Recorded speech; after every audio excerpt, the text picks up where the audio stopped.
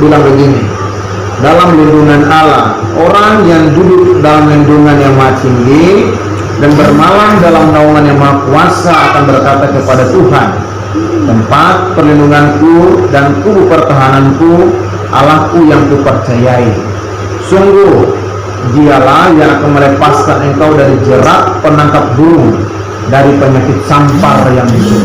Penyakit sampar itu sebetulnya merujuk kepada semua penyakit yang bisa berbahaya. Penyakit sampar itu bisa merujuk kepada setiap penyakit yang bisa penularannya itu cepat, ya. Nah, sekarang kan yang ditakuti itu adalah flu virus corona, ya. Belum lagi sudah mulai ramai lagi virus babi. Aduh, macam-macam virus sekarang.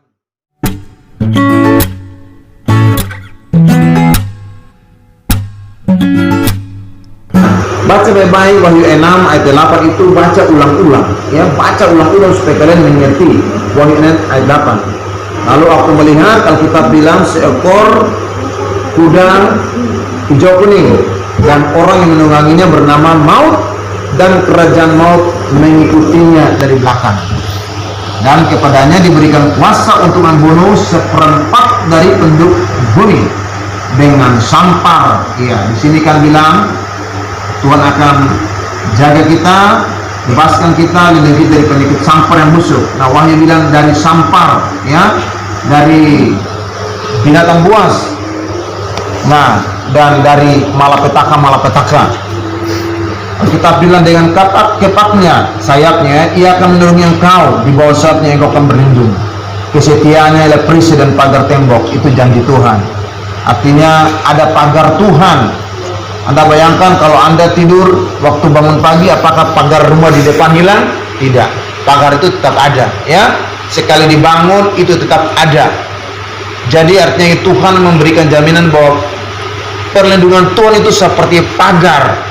Jadi kalau rumah kita dikelilingi pagar, bangun pagi pagar itu tetap ada, datang malam pagar itu ada, dan pagar itu adalah tanda bahwa rumah itu dikapling, dilindungi dari perampok, pencuri, ya. Engkau tak usah takut terhadap kedahsyatan malam, terhadap panah terbang di waktu siang, terhadap penyakit sampar yang berjalan gelap, terhadap penyakit menular yang mengamuk di waktu petang.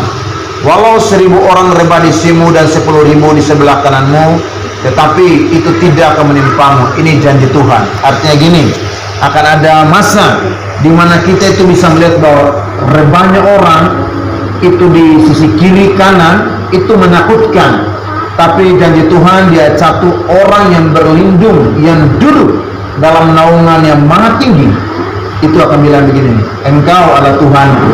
Artinya Tuhan itu jaminan kita. Salah satunya, engkau hanya menontonnya dengan matamu sendiri dan melihat pembalasan terhadap orang-orang fasik. Sebab Tuhan ialah tempat perlindunganmu, yang mati telah kau buat tempat perteduhanmu. Janji Tuhan, malapetaka tidak akan menimpa kamu, dan tulah tidak akan mendekat kepada kemahmu.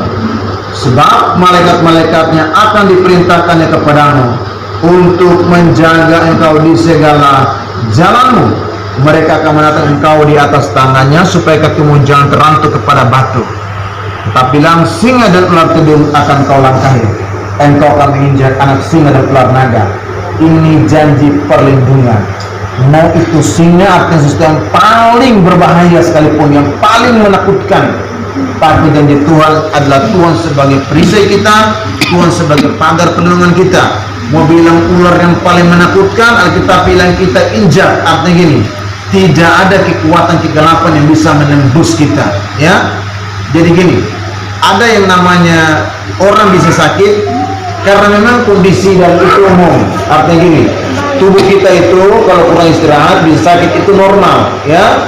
Tapi jadi itu maksudnya gini, tidak ada sakit penyakit yang datang kalau bukan izin Tuhan. Atau gini, kalau ini strategi setan, percayalah, tidak akan bisa menembus sampai ke kemah orang-orang benar. Itu janji Tuhan. Makanya mari yuk, berapapun yang mau beribadah, ibadahlah, bahwa Tuhan itu adalah tempat perteduhan kita. Mari kita jadikan dia Tuhan kita, tempat perteduhan kita. Artinya setiap saat kemanapun saudara melangkah, yuk berdoa dulu. Yuk, ada di mana angkat hati buat Tuhan. Ya, karena memang hari-hari terakhir.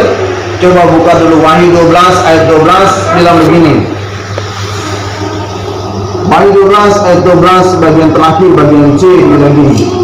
Celakalah, Wahyu 12 ayat 12 C, celakalah kamu hai bumi dan laut, karena iblis telah turun kepadamu dalam gerannya yang dahsyat, karena itu bahwa waktunya sudah sangat singkat.